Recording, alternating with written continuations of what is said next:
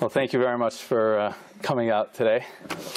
So what we're talking about today is setting and exceeding your goals. So the way we're going to format it is it's going to be both a presentation, but also a workshop. So I hope that you have pads of paper and pens. So if you don't mind grabbing one of those, that'll be great. And if you really think about what is a goal. So we're going to talk about what is a goal, what does it take to set goals, and how do you understand that what your aspiration should be. So obviously, this week's Parsha is Parshas Mishpatim. So the Jewish people didn't just hit Parshas Mishpatim. They didn't get all the mitzvahs all at once in Parshas Mishpatim.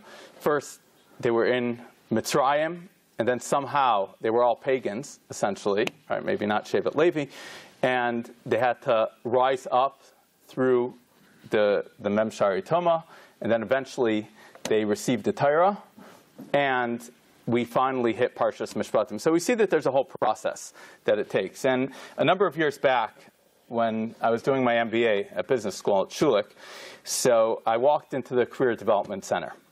And the whole point of an MBA, as you probably know, is to make money, right? So I go in there, and I'm thinking that they'll only talk about three things. They'll talk about that there's a career available in finance, in consulting, and in marketing. Like, that's pretty much it. You got a couple other stuff on the side. I actually did a nonprofit elective. So I sat down with the counselor over there. And this person told me that it's going to be a 4-week process to understand who you are as a person, what your values are, what your aspirations are. And we can't even begin to discuss a career or anything else until first you understand what's important to you in life. And I found that to be fascinating. So what we're going to be sharing today is actually, it's modeled a little bit. I was originally scheduled before the convention was postponed to speak about rethinking our approach to outreach. And the fundamental thing, after we get away from the BHAGs, from the big goals, is goal setting, is understanding how to set a goal, what our aspirations are. And I find that that's probably the biggest issue that all organizations deal with, both on a corporate level, nonprofit, and for sure in the world of Kiruv. It could get extremely murky. So I think that this will be very helpful. And if anybody is really engaged in the process that we're going to talk about today, and we'll deal with this workbook, so, which I don't have copies, but afterwards you can leave your name and email, and I'll send you a copy of this. So obviously it takes time. It took me endless weeks to work on this for myself, but that's really. So today we're going to be working through some of the Mamari Chazal. We'll be dealing with some of the leading leadership change experts. So obviously you have the Tony Robbins and Brian Tracy's and Jim Rohn and all of those, but also Stephen Covey has written extensively about this, and several others as well. So a lot of the literature we'll be talking about. So what is a goal? So Warren Bennis, the pioneer of the field of leadership studies, in his book on becoming a leader, he wrote that leaders are people who are able to express themselves fully. They know who they are, what their strengths and weaknesses are, and how to fully deploy their strengths and compensate for their weaknesses. They also know what they want, why they want it, and how to communicate what they want to others in order to gain compensation and support. And this is the clincher. Finally, they know how to achieve their goals. The key to full self-expression is understanding oneself and the world. And the key to understanding is learning from one's own life and experience. So that's Bennis. The question just is a goal by itself enough? Is that sufficient to achieve what we want in life? So there's a great story that I'm sure many of you have heard, which is the blind man and the elephant. So I have this incredible version. I'll read it to you. It's amazing. It was 6 men of Indostan, to learning much inclined, who went to see the elephant, though all of them were blind. Have any of you heard this? Okay. It's amazing. That each by observation might satisfy his mind, the first approached the elephant, and happening to fall against his broad and sturdy side, at once began to bawl. God bless me, but this elephant is nothing but a wall. The second, feeling of the tusk, cried, Ho, what have we here? So very round and smooth and sharp. To me, 'tis mighty clear. This wonder of an elephant is very like a spear. The third approached the animal, and happening to take the squirming trunk within his hands, thus boldly up and spake. I see, quoth he, the elephant is very like a snake. The fourth reached out his eager hand and felt about the knee. What most this wondrous species like is mighty plain, quoth thee. 'Tis clear enough the elephant is very like a tree. The fifth, who chanced to touch the ear, said, in the blindeth man can tell what this resembles most. Deny the fact who can. This marvel of an elephant is very like a fan. So now we're up to 6. The 6th no sooner had begun about the beast to grope, than seizing on the swinging tail that fell within his scope. I see, quoth he, the elephant is very like a rope. And so these men of Indostan disputed loud and long, each in his own opinion exceeding stiff and strong. Though each was partly in the right and all were in the wrong, so often theologic wars, the disputants I ween, rail on in utter ignorance of what each other mean, and prate about an elephant not one of them has seen. So what exactly is the point of that? Nobody has ever heard of that? Okay, it's unbelievable. So what do you make of that? And how's it relevant to our topic? Okay, so oftentimes when people think about their goals, so it's as though you're climbing a ladder, right? So you could be running and racing up the ladder, but it's kind of irrelevant if your ladder is perched on the wrong wall. And there's something in business called the 5 whys, which is if somebody says, you know, does anybody here have a goal that they're working towards right now? Nobody? Yes. Oh, I want to share it. Okay, so let's say you have a goal, okay? So let's just say it's to make a big event, right, with 500 people, or to raise $1 million. So then I'll ask you a question, why? So you say, well, because we need to run that event. Why? Right? This is like what little kids do. But why? But why? But why? To get down to the core of it, that why do you even want to do this? Why do you care? What's it important to you? How's it going to help the real focus? And that's really what we're going to be doing. I remember one time I was a rabbi in Riverdale, and I got a call from the CFO of one of the largest media companies, whose mother belonged to the shul where I was working. And he said that his mother was dying. They needed me to come to Vidoy right away. And I believe it was Montefiore Hospital. So I put it into my GPS. I went zooming down there. And he said that she's about to die, and it's terrible. And I go there, and it turns out that there are 2 hospitals, that I went to the wrong one. And here I was. I thought that, you know, Baruch Hashem, she lived for another week and a half. But I thought that here I was, you know, going as fast as I could. I'm there. I get to the hospital. I show my badge. And they say, actually, you're at the wrong hospital. And I find that that's oftentimes the case, that when you're thinking of a goal, there's a couple steps that we need before we get to the goal. And when you think about, we just had the Powerball. And if anybody's familiar with the lottery curse, so many studies have shown that people who win the lottery, oftentimes within 3 years, right, the majority of people within 3 years are back to their first situation that they were before. And so if they were, well, if not worse, because oftentimes there's horrific relationship issues, and they're bankrupt, there's terrible stories. So what is it? So different psychologists say that the reason is because they have no goals, that they have no way of understanding what to do with it. They have no plan for the future. So it's very nice that once they get the money, all of a sudden they say, you know, that's great. And I'm sure if, let's say, somebody were to give you $1 million, everybody thinks, if only I had $1 million to do what I want, right, or 10 million or 100 million, I'll do it. And what would happen if they would actually get their money? So oftentimes what you see in many industries is that when people have the money, but they never thought it through, so the money goes to waste. It's very easy to spend through this type of money. So what does it take? So the first thing, there are 3 aspects that we're going to talk about that is necessary before you even get to working on your goals. So there is, number 1, you have to understand your values, your own personal values, who you are as an individual, what do you care about. And number 2 is what's your long-term vision, both for yourself on a personal level. I'm not going to talk so much about organizations. That's a whole other discussion. That's more strategic planning. But a lot of this will apply to organizations as a whole. So number 2 is your vision. So what do you see in the long run, right? What's your 20, 30-year vision for yourself, for your organization, for your family, for however you see yourself? And number 3 is your mission, is that your direct mission in what you're doing, the here and now today. So first you need these 3 components before you even go about goal setting.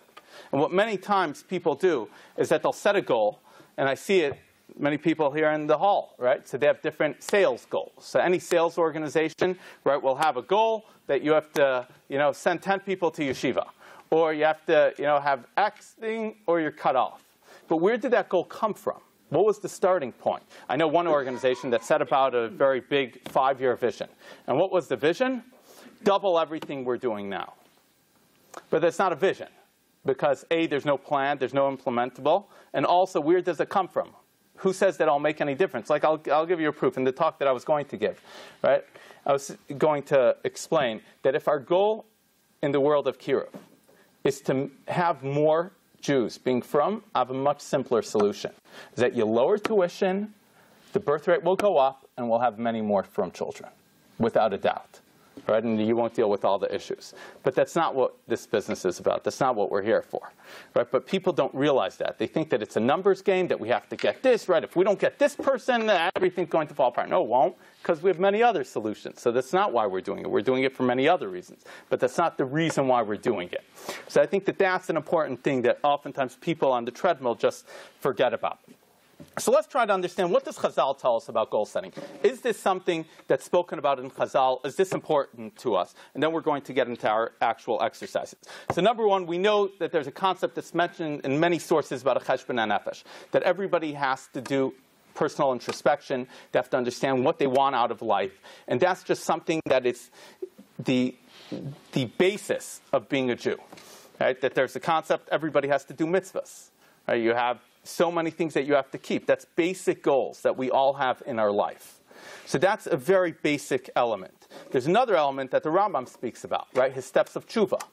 Right? So you have the 4 steps of tshuva, that also works on a program, that you have to know where you came from and where you're going and set up a plan for success. And if you look at Alcoholics Anonymous or Narcotics Anonymous, so they all work in that same sphere. So you have 12 steps, right, in which you have to have a real plan, and you have to know what you did, where you're coming from, take an assessment, and move on.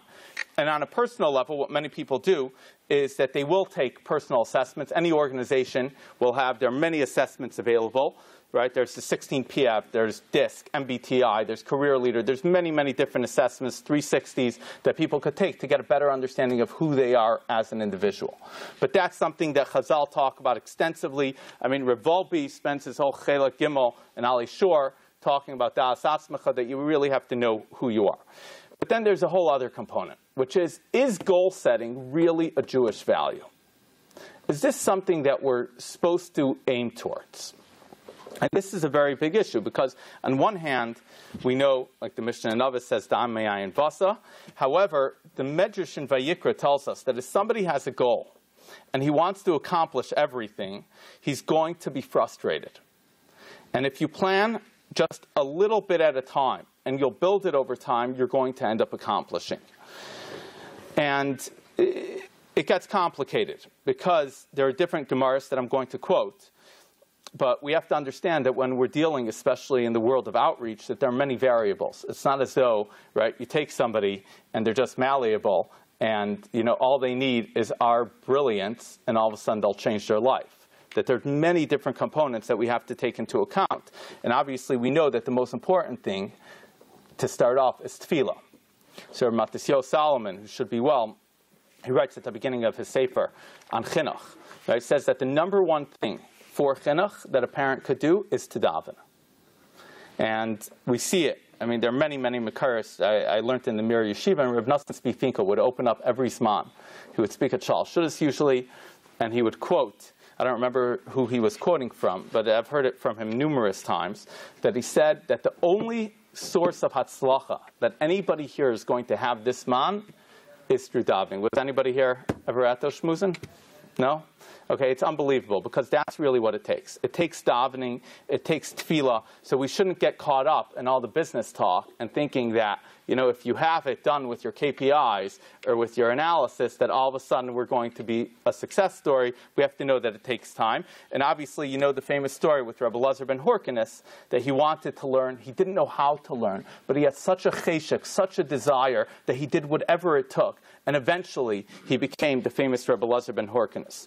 And then there's another component in the same line, which is the Gemara in Yuma tells us that Haba l'tayher misayin isai and Haba l'tamei peischen lai, which means that obviously it's not misayin lai if somebody's coming l'tayher, but it's talking about Bilam over there, and it gives many examples. But if somebody really wants to go on the right path, Hashem will help him. So even without any fancy assessments, if you really want something, then that will happen, right? With the goal setting, without the goal setting, that's really what you need.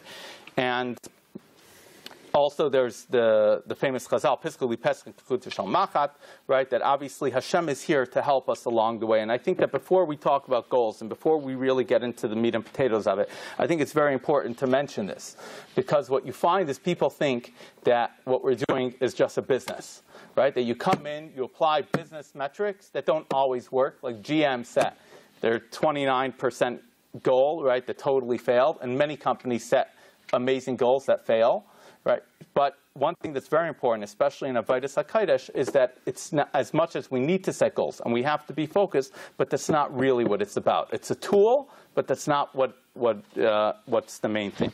So what is the main component? So Chazal tell us very important. It says that you have to find your own mazel and your own tchunas hanefesh. And the Gemara in Brachos says this, right, that Hashem made everything good in its beholder's eyes. It's quoting a pasuk in Mishlei, in Kehelis, which means that everybody has their own tchunas hanefesh, and then you have to work towards excelling in that extent. And the Chovos HaLevavos mentions this. I mean, there's a very famous Gemara in Shabbos, right, in Kuf Nun Vav Amud Aleph, and he says that anybody who's born under a certain mazel, right, of madim, they're on the days of the week, so they'll have a certain mazel, which means that everybody has a certain tchunas hanefesh, and that's how it starts off. And there are many other sources. We don't have enough time. But there is one last point that I'm going to mention, which is the Sefer HaChinuch says that Adam nifal kfi pu'ulasav, which means that a person is drawn based on what they're doing.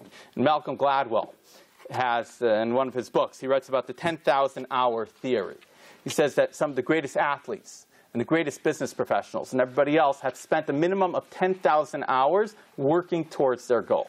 And that's what it takes, which is that we have to work towards what we care about, what we want, and Hashem will lead us along the way. So I think that that's very important. And then there's one other piece, which is our desire, that we really have to want something. You have to have a cheshek to really want him. And the Maharsha says something amazing. He says that what does it mean that in the path that you want to go, that Hashem will take you? What does that mean? It says that malachim are created for every machshava that we have. And those malachim are going to take us in that direction. So if we really want something, even if we're not the best person necessarily for the job, but Hashem will make sure that that will happen for us. And you see this also, the Gemara in Sanhedrin says that when Bilam went to curse the Jews, that Hashem, he really wanted to curse them, so Hashem let him. And, yeah, the Maharsha and Makkas, Daf base.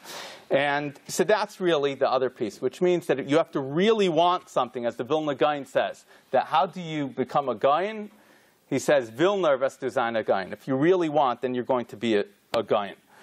And so how exactly do we do this?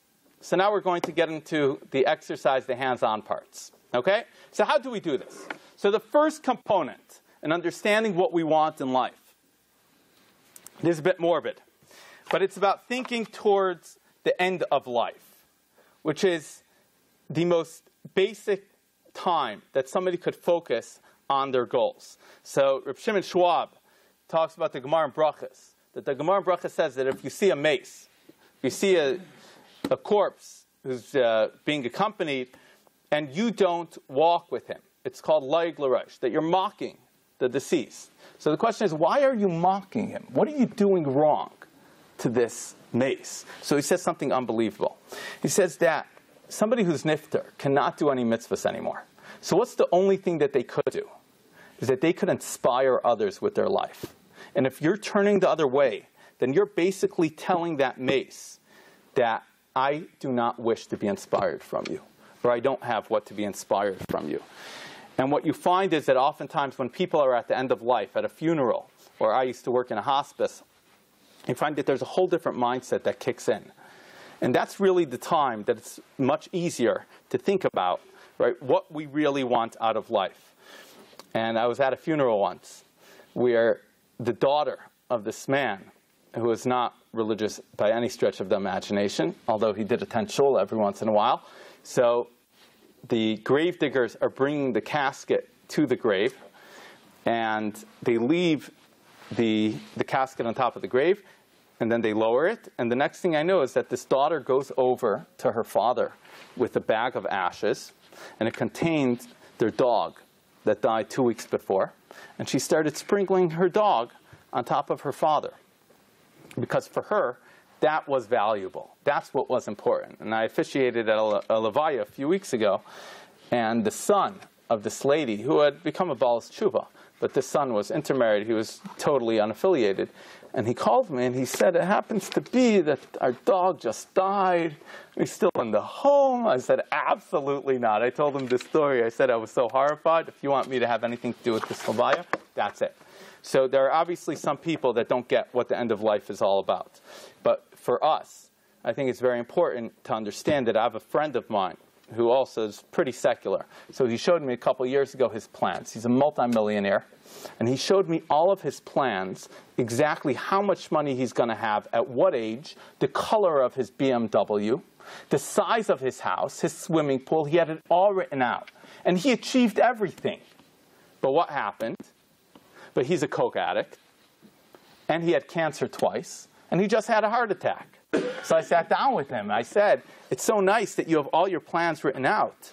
But what's your plan for life? What's your plan for your ruchnius, for your spirituality? And he had nothing. And that's very important. So our first exercise that we're going to do, it's a little morbid. I usually do it in a longer sense. But think for a few minutes. Right? I'm going to give you 3 minutes. It's going to be very short.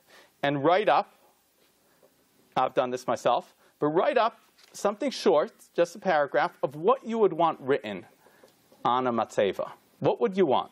So we're going to take about 2-3 minutes over here. Just something quick, whatever comes to mind. Whatever comes to mind.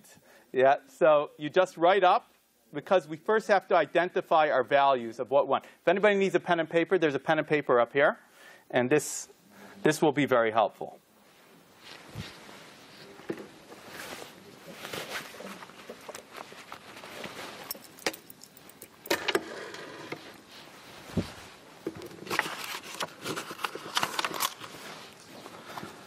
You never said that there's going to be light and fluffy. So.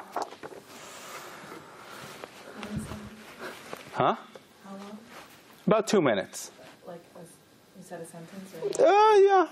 Couple sentences, whatever comes to mind. Usually we'll do full eulogies, so this is short. It's essentially what you want to be remembered for. I guess the people who aren't writing don't really want a matzeva or something. I did. It just sounds so clear. Yeah. I know exactly what they want them to say at my funeral. Look, he's moving. Exactly. I have a friend of mine who runs the cemeteries in Toronto, so I told him that I'm coming here to speak. He says it's very simple. I always tell everybody, when you walk into the cemetery and you walk out at the end of the day, it's a good day. So. Like when I worked in South Florida, and they said, "Hey, a man in his 80s said, any day that I wake up and I'm looking down at the grass and not up." Exactly. Okay, so you could keep on writing if you're still writing. So that's one idea. And what we just did with this matzeva, which you could keep on writing, is that it's very important to really think about our underlying values, which is very hard to do. Right? So before you start setting goals and creating accountability and Gantt charts, you have to first understand that what do we care about in life. And if Jim Collins had a famous study in Built to Last, and together he had a co-author, and they wrote that all of the companies that were featured, that they had longevity, were about more than just making money. They all had underlying key values, and that's what kept them around. Because if our only value is money, then you have nothing. My friend also told me something that everybody knows. I wasn't going to say it, but I will. Right? He says that you don't meet any dying person who says, oh, I wish I spent more time in the office. Actually, sometimes you do, but not the regular people. And that's the idea, which is that when people are able to really think about what's important in life, then everything else will come through. Okay, so now let's try to understand that once you have your values down at a high level, right, to look way at the end and say, what's important to me? So now let's try to understand what's our personal mission statement. So we're going to do a little bit of this soon, but a mission statement was popularized by Stephen Covey. And there is in the workshop, in the worksheet on the last page over here, you'll see it goes through how exactly to write this up, how to write up your mission statement. And we don't have the time today because it's a very long process and it takes a lot of time. But this is really a process in which you have to identify. I mean, I'll just tell you very quickly. You have to define your legacy. You have to understand what are the key roles that you play in your life. Right? Are you a spouse, a parent, a boss, a child, a friend, a community member? In the business world, it's called stakeholders. Right? So who are the stakeholders in your life? And that's number one. Okay? And then how would you want them to describe you or the influence you had on them in that role? Okay, so that's the first piece. And the next, we're not going to do this now, but the next piece is you have to identify your long-term goals. So in each of these roles, what 2 or 3 things could you do to help make these tribute statements above come true? Okay, any of these statements that you wrote, right, what they would say about you. So what would it take to make it come true? And then number 3 is to discover yourself, to work on discovering yourself in terms of where do you excel, right? What are your growing edges? What do you love to do? What are your talents? Right? If you had unlimited time and resources, what would you do? And then also, what are your life goals list? What are your big, audacious goals? Or as Jim Collins calls it, your BHAGs, your big, hairy, audacious goals. And then, right, you think about what would be your most important future contribution and things that I've been meaning to do, your bucket list. And then there's a whole other piece, but you could see it. It's in the back of this piece, and I highly recommend. I know for me it took me a couple weeks to really work on it, and it's unbelievable how it creates a certain clairvoyance, certain clarity in one's life about what's really important to them. And so next, let's try to understand what is our vision. Okay, so we have a personal mission statement, which we don't have time to do right now, right? But what is our vision down the line? So, what is a vision? Anybody want to take a stab at this? Yeah. You can see where you're headed. It's vision. Right. Very good. You see where you're headed. Okay?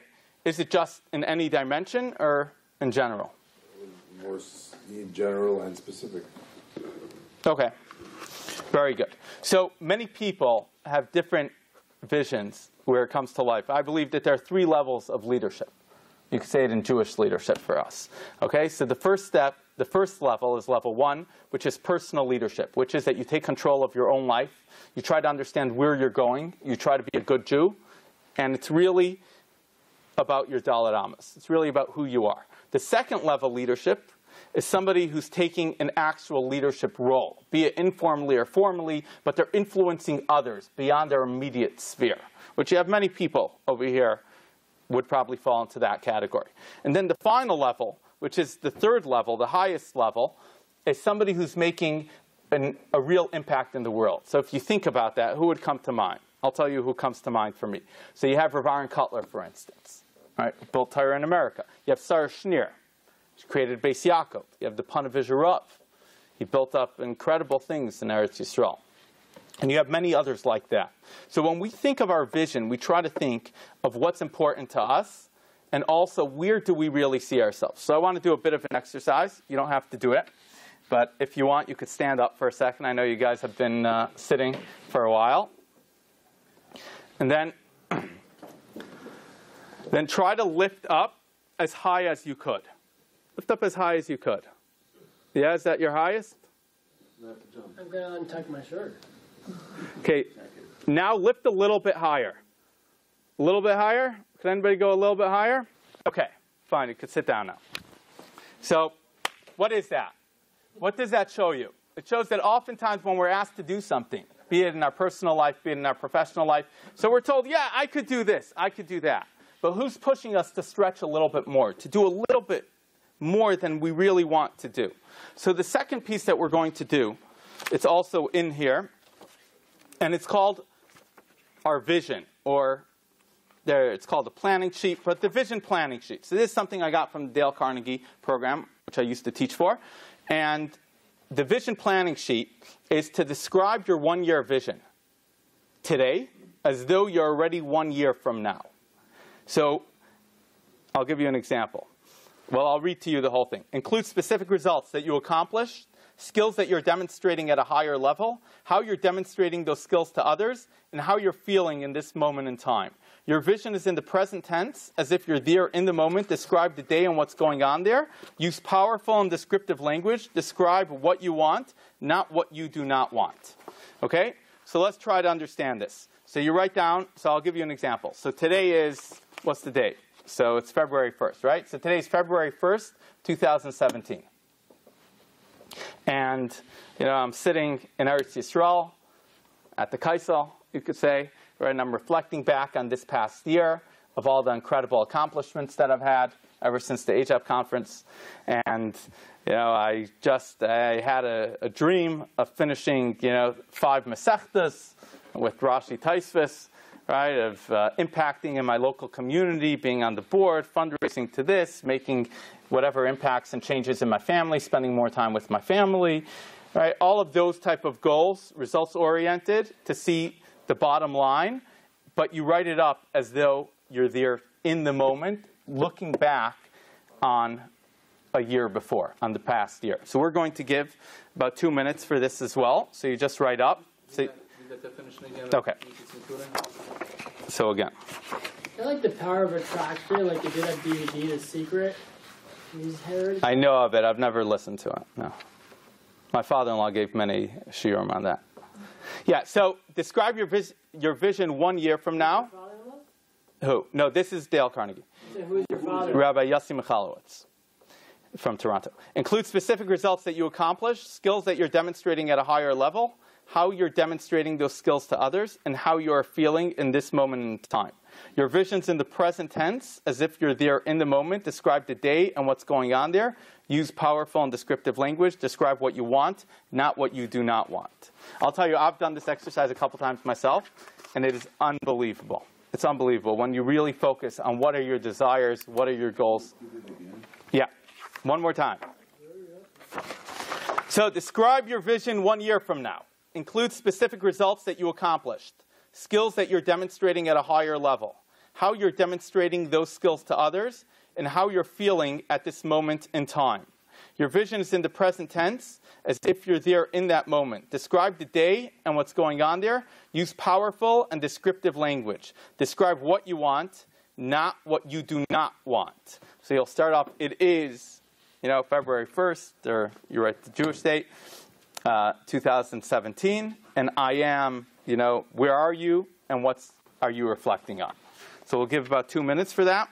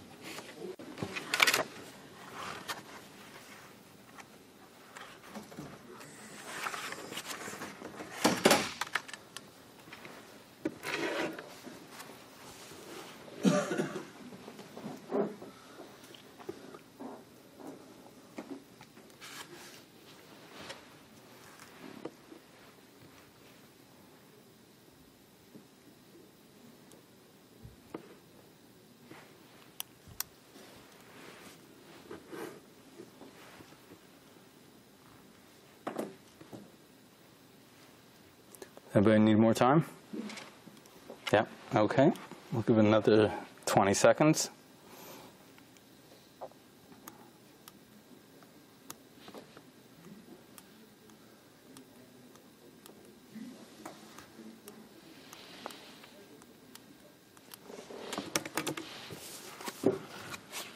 Okay, so if you're still writing up your goals, you could. Did anybody want to share any of their stuff? Yeah, go ahead. I think it's generic, so it's helpful for me. Took Bechinas in 2 areas of halacha. It's February 1st, 2017. My children are all happy, and their wants and needs are being addressed. Our new employee has been successfully integrated. I am reaching all of these goals. Okay, that's perfect. Anybody else? One other? Do it. Go ahead. I can't remember what I said. I'm in Plainview meeting with a group of 10 couples for Torah over coffee. After that great inspirational event, I have 2 lunch and learns. And then I have a meeting in the afternoon with someone on some personal issues. Have to run home, see my family, have dinner, and spend some time with them. And I run to a class in the evening with the full room of attendance. I'm on a high. Okay, that's amazing. Okay, so this is also just a draft, because right now we're going to get more into the actual goal setting. Okay, so what we've talked about so far was to understand their core values. Okay, so what, again, different self-help gurus or others will call it the core ideology, core values, core purpose. All right, that's how Collins writes about it. But anybody, any organization, any person has to understand what is their core values. That's just what makes them tick. And then the other piece is their vision, their long-term vision. So one of the exercises that we have as part of the personal mission statement that we're not going to do today is your retirement. What does your retirement look like? Okay, so that's a very telling piece. But again, we're not going to do that. And then finally, what's our mission? All right, what are we here today to do? How do we look at ourselves on a personal level, on a professional level? So those are the 3 things. So now let's get into the actual goal setting, which is quite possibly what you were hoping to get out from here, how to actually set your goals. So in organizations, the way that this is generally done is that they'll have strategic planning sessions. I've consulted with different organizations to do this. And so they'll have their SWOT analysis, so your strengths, weaknesses, opportunities, and threats. So that's like the most classic one. And then there's something called PESTLE, which is you do an environmental scan to understand what's going on around you. There's Porter's 5 forces. There's the balanced scorecard. There's everybody will write up their mission statement and their vision statement and their value statement. And there's many different ways to understand what it is. And then obviously on an organizational level, you're going to need a business plan and a strategic 5-year plan at least, right? And a marketing plan. So there's a lot of different components that go through on an organizational level. And that's why I didn't really, that's a separate discussion. And really for organizations, it's a much more involved process. And what I see most of the time, especially in the Jewish world, is that they don't go through this process in the way that any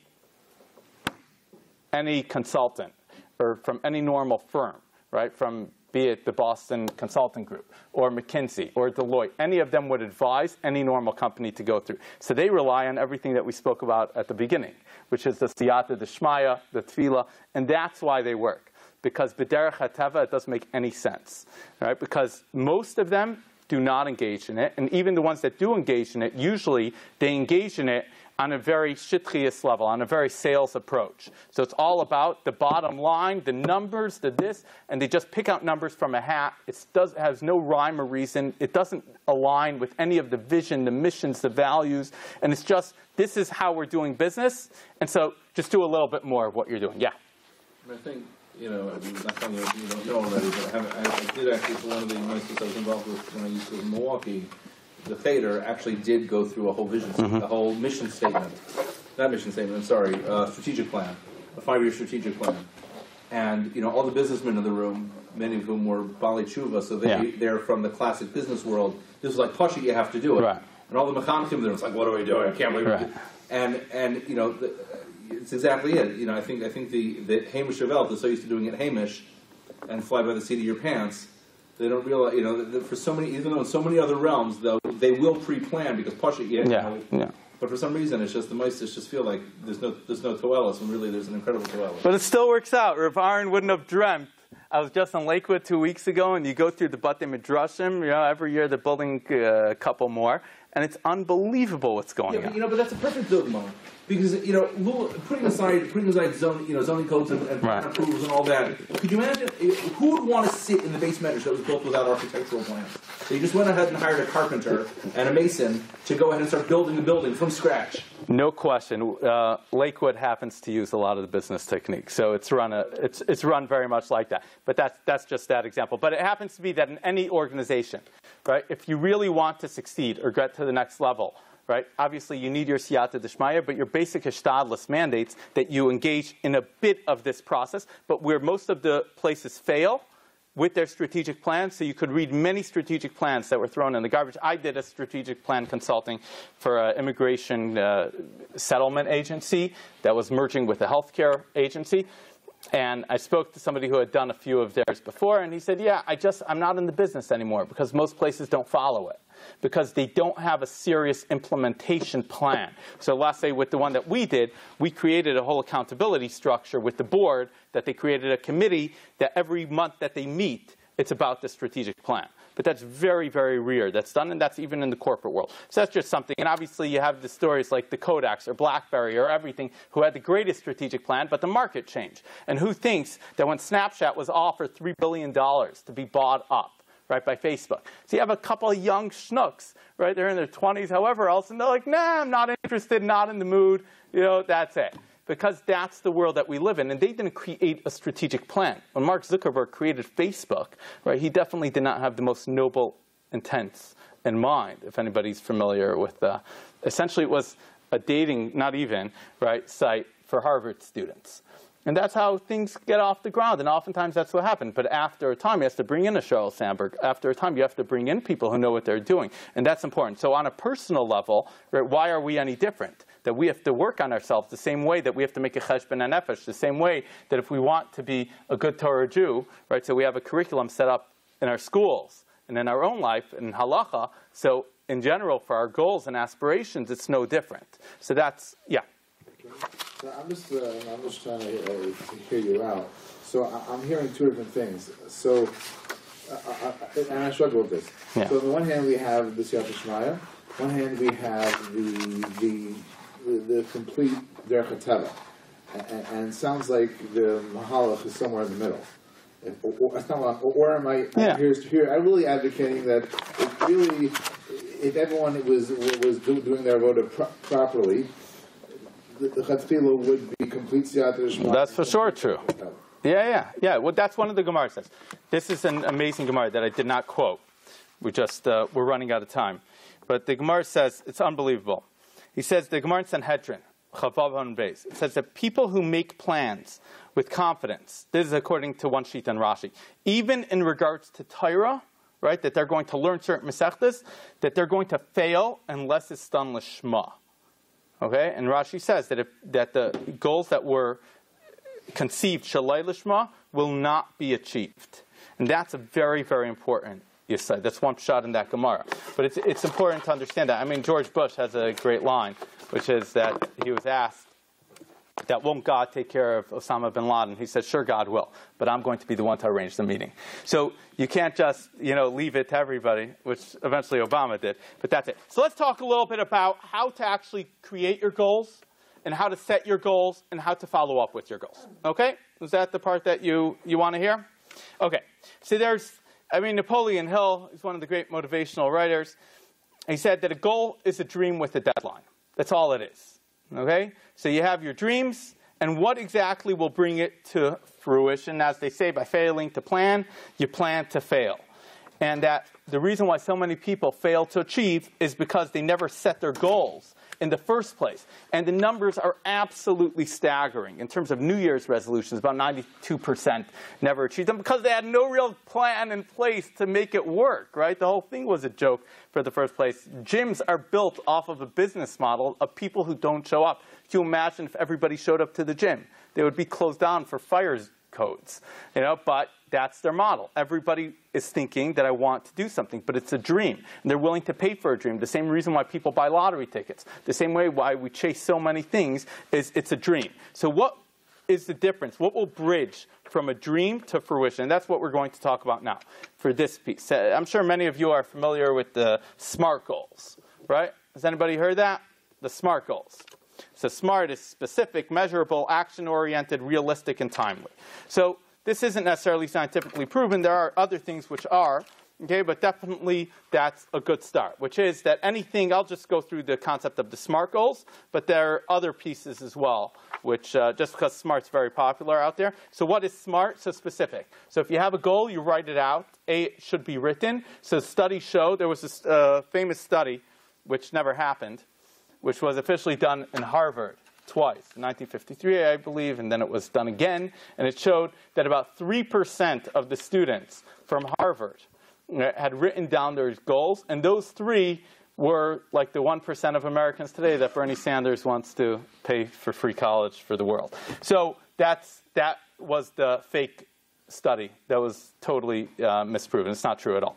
But there was another study that was done by a Harvard professor together with another professor, and it showed that exponentially, people who wrote down their goals and had goals were much more successful, 30 to 40 times more successful than people who did not make their goals and write down their goals. So that's a very important piece. Okay?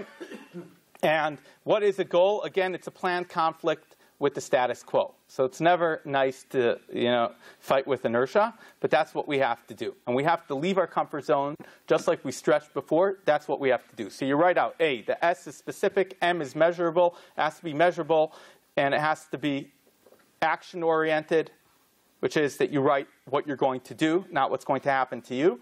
It has to be realistic. That's probably the hardest thing because all sales managers are always pushing the envelope. And everybody on their own is always trying for more, but you have to make it realistic. And it also has to be timely, which means don't sell yourself short, but don't promise yourself either.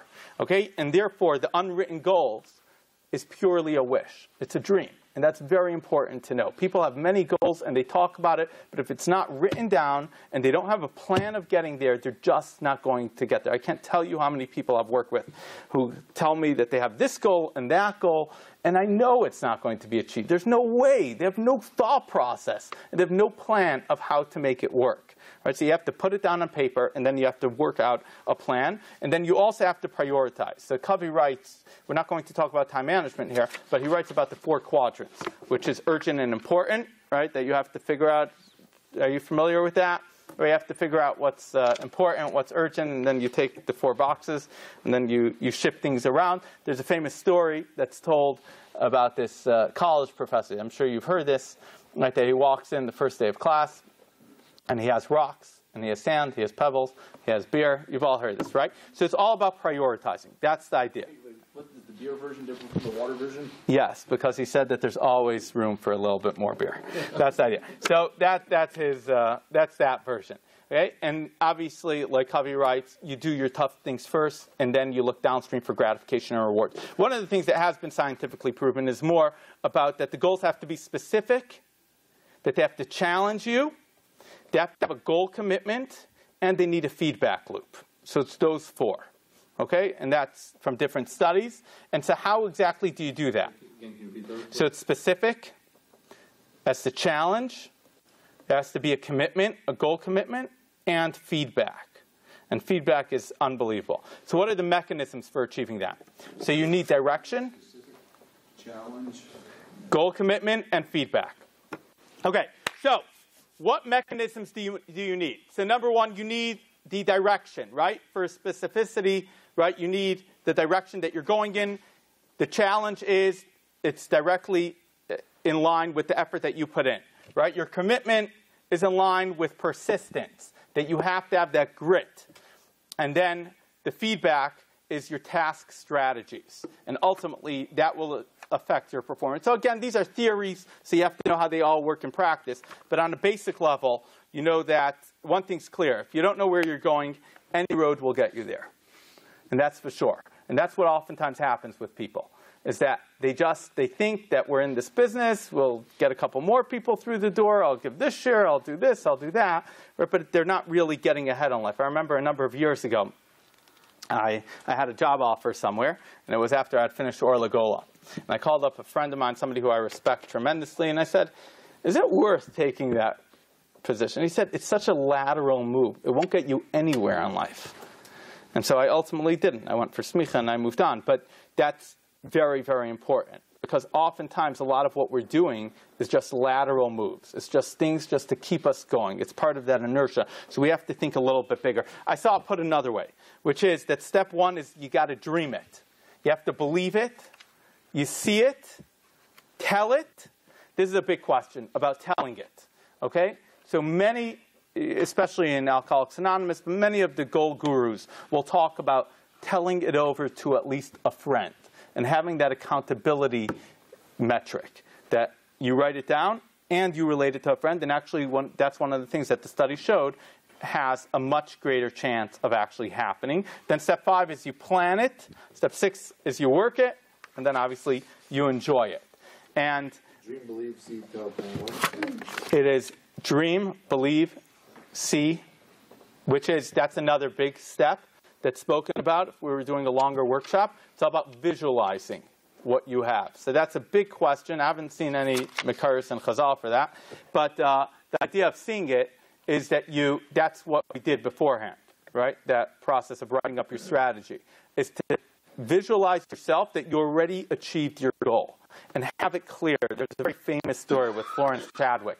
So she swam the English Channel. She won that. And she was swimming from the Catalina Islands to, I think that's how you pronounce it, to California.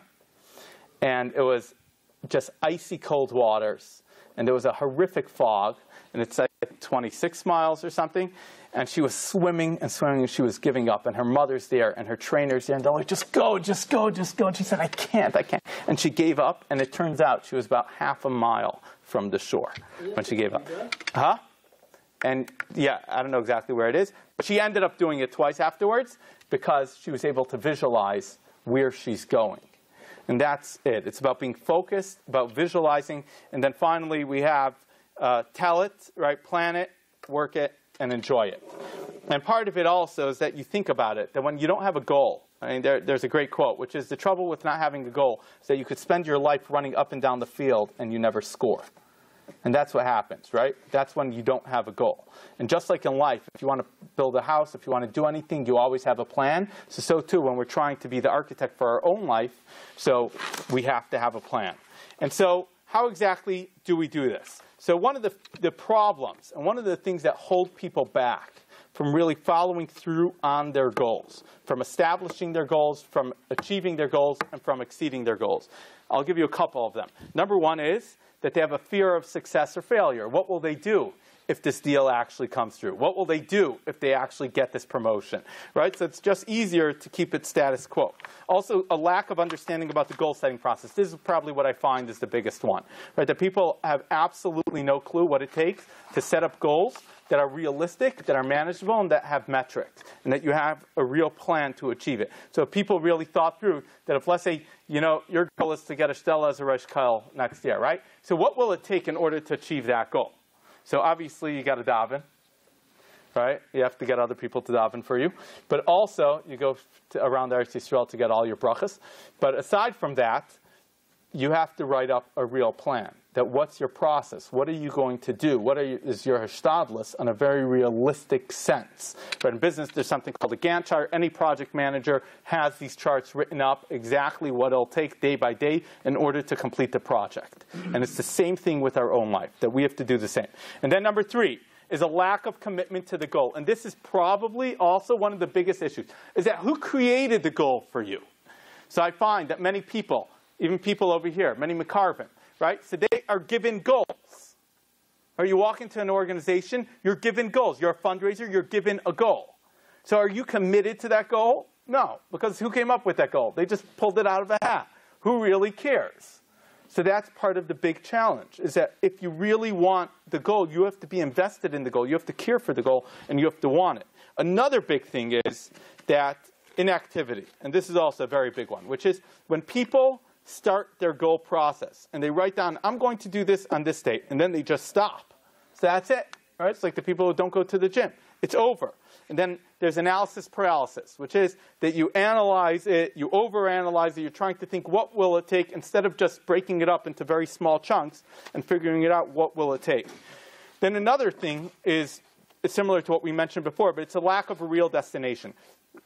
This is a very big issue, which is these are people who never wrote down their values, they never wrote down their mission, they never wrote down their vision. So they have no clue why in the world will this be helpful to them at all. That where is it even getting them, right? So if let's just say, right, some people, let's just talk about Kirov. We're here at HOP, right? So you say Kirov. So somebody could be in the field for 5 years, 10 years, 15 years, and they're saying, I'm not seeing much progress. Nothing much is happening. What am I even in this business for? So one of the reasons, the challenge is because other people are asking them. They're saying, oh, what happened to you this year? You know, what do you have to show for yourself? What's going on? But is that really what business you're in? Because the more that you really think about it, the more you realize that we're not really in the business of, you know, changing everybody for tomorrow they're going to see the light. That would be amazing, right? But that would take an incredible nes nigla, right? You have 90% approximately of people are pretty much unaffiliated, pretty much. Okay, maybe it's a little less. And of those people, day by day, the schools are all hemorrhaging. All of the non-Orthodox schools, pretty much with a few exceptions, have gone down. All the studies, which have been done by Avichai Foundation over the past 15 years, I believe, right, they all show every year there's been a decline percentage-wise. And where's the real incline? It's in the Haredi world, in the yeshiva world, the Hasidic world. That's where the growth is. So if you really look at it, there's a major, major uphill battle. So the more that people are talking about numbers, and the more that they're talking about these metrics, the more that they really have to talk about the goals and the values behind those goals and the vision, which most people never even get to. They're just saying, no, just get a couple more. Just do another thing, right? And then you become like a salesman, and you don't really care about the people. And then it's like what happened. We sent a girl to seminary this year. And in the seminary, they decided she's not good for the institution. They just threw her out onto the street. And I called them up. I said, who cares about your institution? I said, but she's a Bas Yisrael. Like, care about her. But no, it's a numbers game, right? We have to get the numbers. We got to do this. We got to do that. And so obviously, who cares about this neshama? We're not in the business of neshamas. We're in the business of our institution with that. So I know I'm being harsh, but that's really what I walked away with, which is that they really were not there for this person. And yes, she was not the right fit for the institution, but they should have taken her into their house. They should have cared for her. And that's it. Eventually, they tried to make up for it afterwards. And I see this time and time again, which is the more that we're in a business of just numbers that don't make any sense, that there's no rhyme or reason behind it, the less effective we're going to be, period. And also, the less it will align with our mission, vision, and values. And then, next, it's obviously failing to plan, having too many goals. That's another big one. Everybody will write up their bucket list, which we're about to do. Feeling unworthy of the end result, a lack of motivation to change. Okay, so that we have all of those things. So what I want to do now is to try to understand, okay, for us, now just to make it very tactless, like Jim Ron does this, and he was one of the leading trainers for MLM and for other things, but he was one of the big names out there. But which is, we should write down now on a piece of paper. Let's try to understand, right, what, on the bottom line, what are our real goals? So we spoke about values. We wrote up our, not our eulogies, but our tombstone. And we also wrote up our vision. We did not write up our mission, but that's a much broader thing. And now we're going to write up our bottom line goals. So write down 5 things that you already accomplished in your life that you're proud of. Just 5 things. Shouldn't take too long.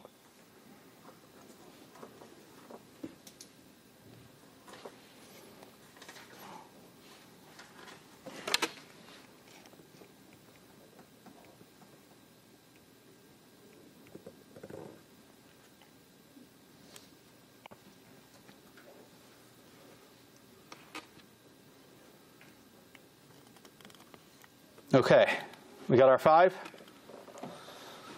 Okay, let's not overthink this. And then the next thing is, let's think about the next 10 years. Between today, 2016, 2026. Okay?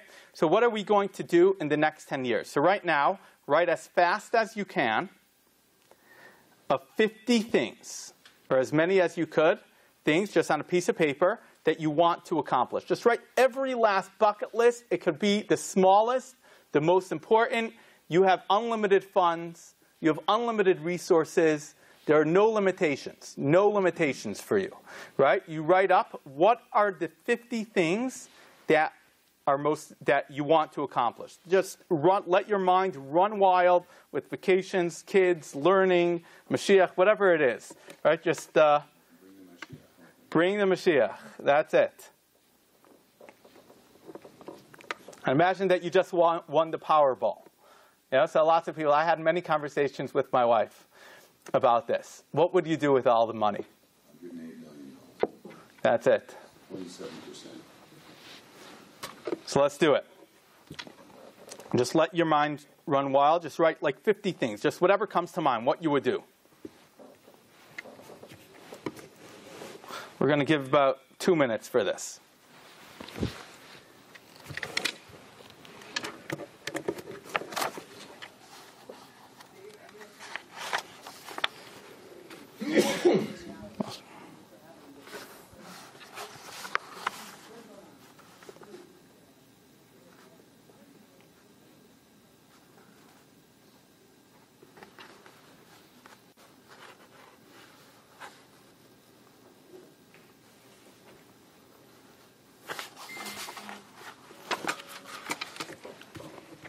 You should be up to like 20, 25 now.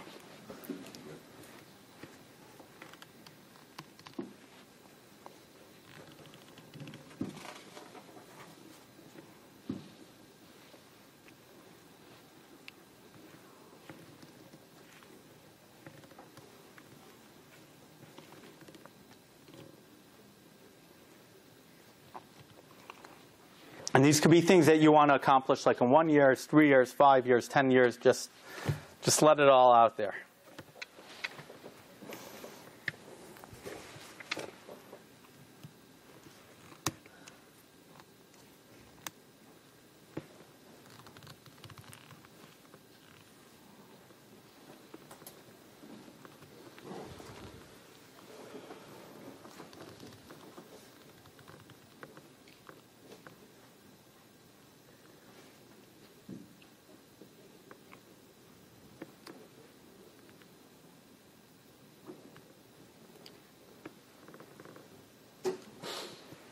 Okay, so you could still keep on writing.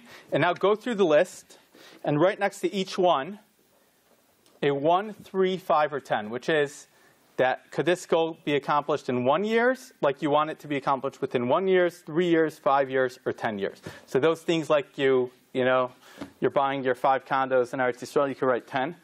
Or if you really are serious about it, you could do 5, or maybe 1. So again, 1, 3, 5, or 10.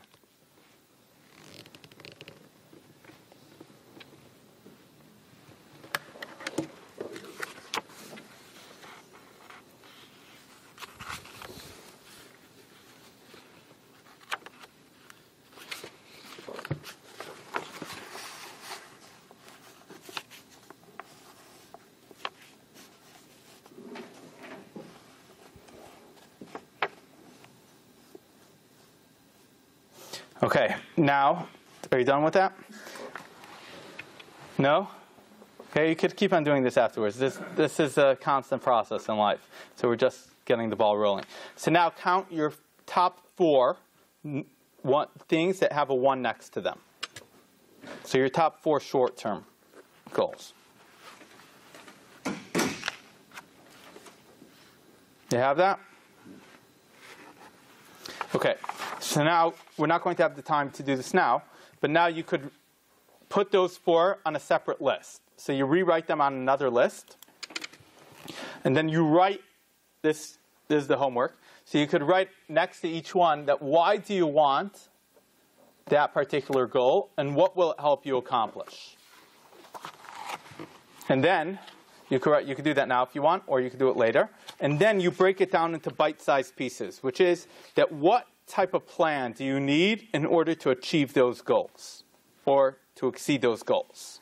And obviously, in terms of your broader vision of your 50, right, you should be having a decent distribution between your 1-year goals, your 3-year goals, 5-year goals, and 10-year goals. So you should be able to have a robust focus in life of what you're aiming to go towards and where you are today in the short run and what's helping you get there. So all of these things should be part of a process that you're getting somewhere. And then what we have to do is that look at your goals.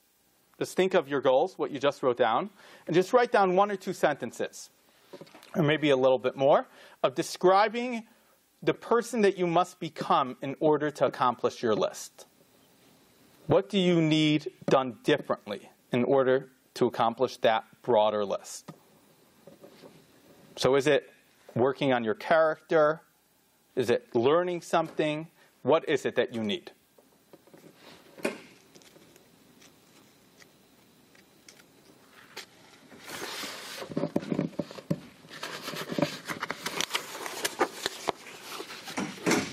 Yes? So in terms of the goals, should those goals all be things that are totally within your control? No. Things in your control, but The ones.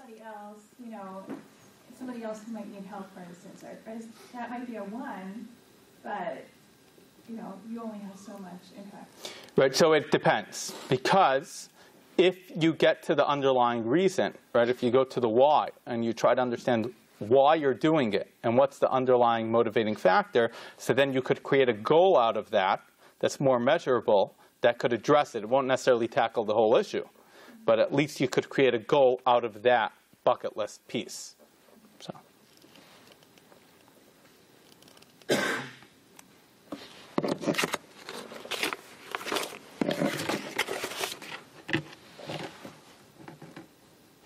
Okay, and so basically the list that you have, these 50, okay, or 10, whatever you wrote up, okay, that you can keep on writing, that's really, those are your dreams. That's your wish. That's your wish list. That's your bucket list.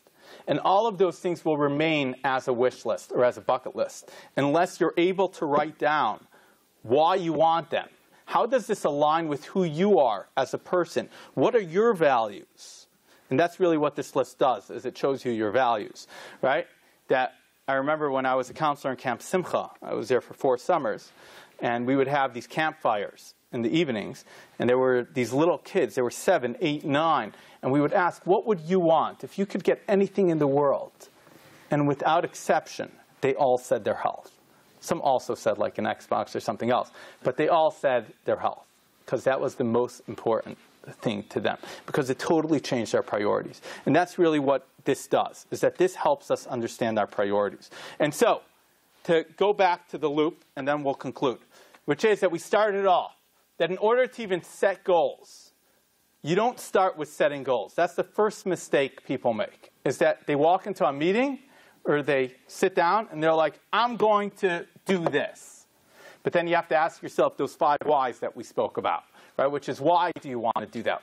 How does this relate to who you are, to your values, to your value system? So you have to understand your values. And then you have to understand, what's your vision? Where do you see yourself down the line? What's your mission in life? And then you go down to your goals. And you set goals that, as we said, that they have to be measurable. They have to be specific. They have to be challenging. There has to be a feedback loop, or if you want, the SMART goals that we spoke about as well. Right? And you have to overcome all of those issues that hold you back from achieving your goals. And you need a practical plan that's achievable in order to do those goals. And then you start it again. But it all comes down to setting those original goals through your mission statement, which we actually did not get down to. So if anybody wants, you could write your name and your email address up there. I'll email you a copy of this. And this is really, this you have to set aside some serious time for. That it's not a 1-hour shot. It will take you a number of hours over a period of time. But it will be the most invaluable thing that you've done for a long time, probably. I'm sure all of you are doing very important things. But it will really help you both in the short run. So at the beginning, it talks about the short run goals, the short term that you're looking to accomplish in a year from now. And then it goes through what are you passionate about? What do you care about? And then what are your inherent talents? And what are you proud of?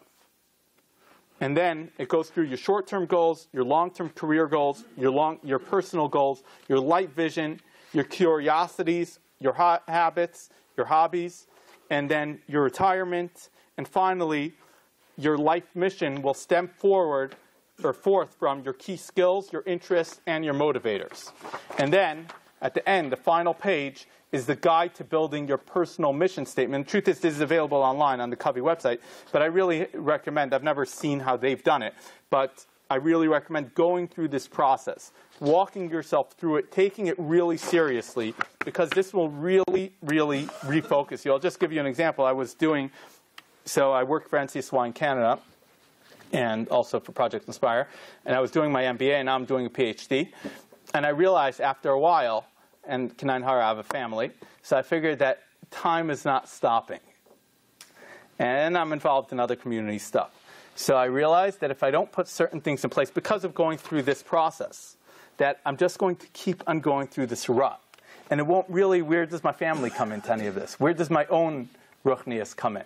And so I really had to realign a lot of what I did. But it only came about because I realized how out of sync I was in terms of what I was really looking for and what I was actually doing. And I find that oftentimes that's the case with many people, not everybody. But this is a very, very helpful endeavor. So again, I just want to thank you all for coming. And hopefully this will be helpful to you, because this is only the beginning of the process. If this ends now, then it was totally not worth it, because you're really not going to gain much if it's not a real process. The only way that this will work is if you really work on yourself, you work on your goals, you work on who you are as an individual, and you keep on doing this not only throughout the next couple of weeks, but really throughout life. So thank you so much, and enjoy. So again, you can write down. You've just experienced another Torah class brought to you by TorahAnytime.com.